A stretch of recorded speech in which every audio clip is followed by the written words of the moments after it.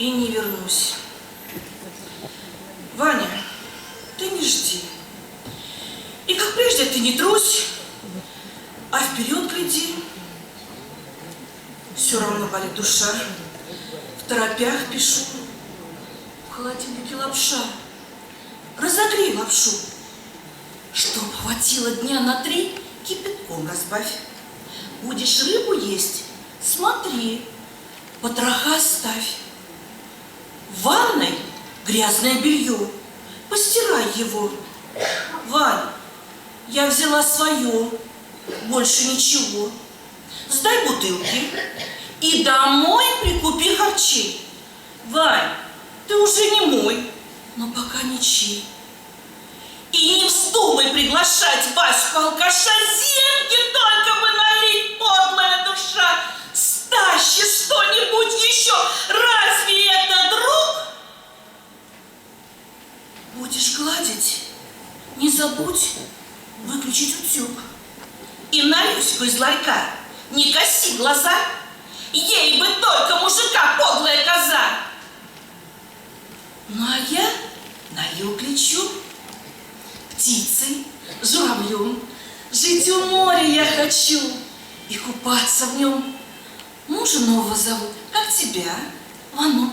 Ох, бывает он и крут, прямо как в кино. То ли грузин он, то ли грек, то ли в Египте жил. Ладно, тоже человек, только бы не бил. Что тебе сказать? Держись, время не теряй. А, ты в редакцию сходи, объявление дал. Мол, такой-то и такой, покажи ключи. Совершенно холостой. Про меня молчи.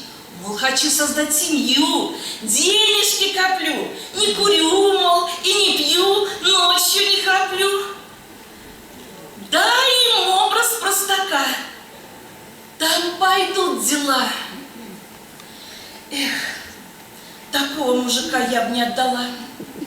Может, клюнет и пойдет, дурочка, как я. Может быть, тебя спасет новая семья.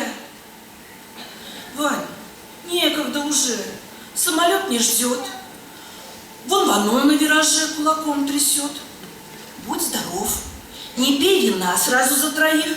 Помни, первая жена лучше остальных.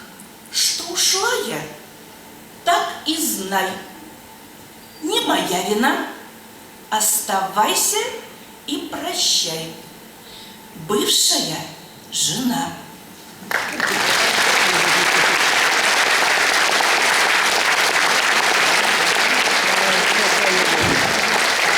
Малюську из ларька приведешь, кретин.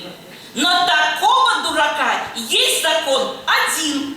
Я еще твоя жена. И развод не дам. Резолюция моя. Дальше думай сам.